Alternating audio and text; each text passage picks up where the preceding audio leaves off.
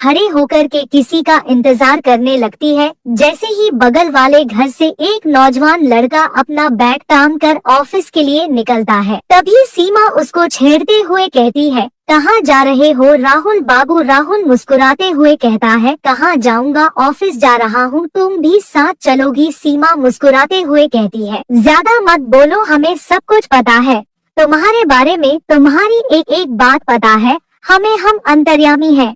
राहुल हैरानी के साथ पूछता है, क्या पता है ऐसा, तुम्हें जरा बताना मुझे भी। अच्छा तुम कहो तो हम यह भी बता सकते हैं कि तुमने आज कौन से कलर का अंडरवियर पहना है। राहुल थोड़ा सा शर्माता हुआ अपने कपड़ों की तरफ देखता हुआ कहता है, यह तुम्हें कैसे पता चलेगा, तुम झूठ बोल रही हो। तभी सीमा मुस्कुराते हुए कहती है, आज तुमने लाल रंग का अंडरवियर पहना है ना। क्यों, सही कहा ना। हमने सीमा के चुलबुले ढंग से पूछने की वजह से राहुल बेहद शर्मा जाता है और जल्दी से अपने कपड़ों को अपने बैग से ढककर अपने ऑफिस के लिए भाग जाता है। राहुल को इस तरीके से भागता हुआ देखकर सीमा हंसती हुई ताली बजाती हुई घर में चली जाती है। तभी सीमा की माँ कहती है, तुम अब बड़ी होती जा रही हो, इस तरीके से उल्टी सीधी हरकतें मत किया करो। तू क्यों उस राहुल को छेड़ती रहती है।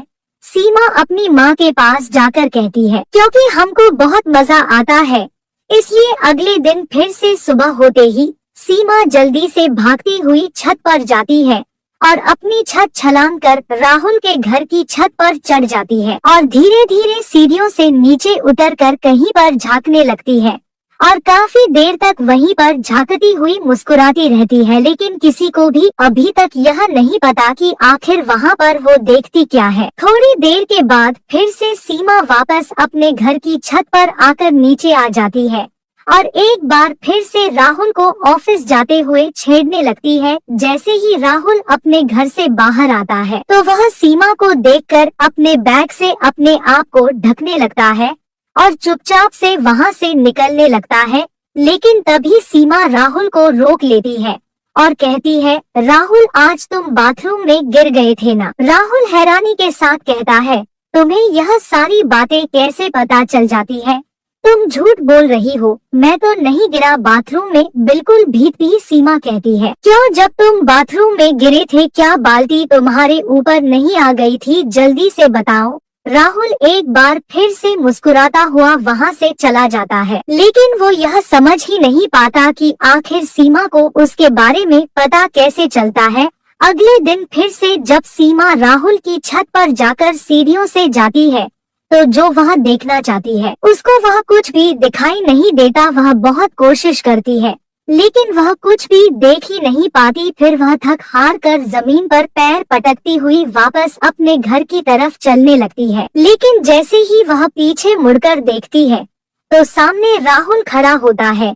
राहुल को अपने सामने इस तरीके से देखकर सीमा हड़बड़ी में चिल्ला पड़ती है और घबराते हुए कहती है, तुम यहाँ पर, और जल्दी से वहाँ से भागने की कोशिश करती है। लेकिन तभी राहुल सीमा का हाथ पकड़ लेता है और कहता है, मैं तो तुम्हें बहुत सीधी लड़की समझता था, लेकिन तुम तो एक नंबर की बदमाश निकली। इसका मतलब है कि तुम यहाँ पर खड़ी होकर रोजाना मुझे नहाते हुए देखती हो, तुम्हें शर्म नहीं आती एक लड़के को नहाते हुए देखना। राहुल की बात सुनकर सीमा शर्मा जाती है। राहुल सीमा की कलाइयों को पकड़कर उसे अपनी तरफ खींच लेता है और मुस्कुराते हुए उसकी तरफ देखकर कहता है, आखिर तुम ऐसा क्यों करती थी, तुम्हें देखकर मजा आता था, तुम्हें अच्छा लगता है ऐसे मुझे देखने में। लेकिन सीमा अचानक से अपनी शर्म छोड़कर राहुल से आंखों में आंखें डालकर कहती है, नहीं, मुझे सिर्फ तुम्हें देखकर मजा नहीं आता, मजा तो मुझे जब आता जब मैं भी तुम्हारे साथ वहाँ पर नहा रही होती। और कहकर वहाँ से भागती हुई अपने घर चली जाती है।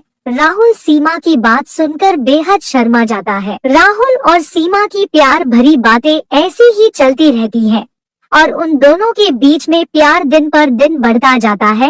एक दिन राहुल के पापा राहुल और सीमा को प्यार भरी बातें करते हुए सुन लेते हैं और फिर राहुल के पापा अचानक से वहाँ पर आ जाते हैं और सीमा और राहुल उनको वहाँ देखकर एकदम से घबरा जाते हैं और सीमा शर्म के मारे अपनी नजरें नीची कर लेती है। राहुल के पापा उन दोनों से गुस्से में आकर कहते हैं, क्या चल रहा है? यह सब और कब से चल रहा है? क्या तुम दोनों सच में एक दूसरे से प्यार करते हो या ऐसे ही एक दूसरे के साथ टाइम बर्बाद कर रहे हो? अगर तुम दोनों सच में प्यार करते हो तो मुझे बताओ, और अगर नहीं तो यह सब कुछ करने से अच्छा है अपनी पढ़ाई लिखाई पर, अपने भविष्य पर ध्यान दो। राहुल के पापा गुस्से में उन दोनों को डांट लगाकर वहाँ से जाने लगते हैं।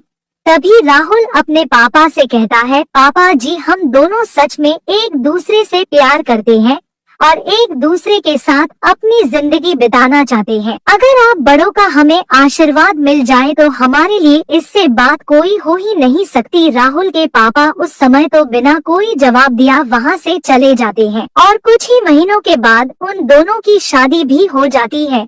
फिर सीमा और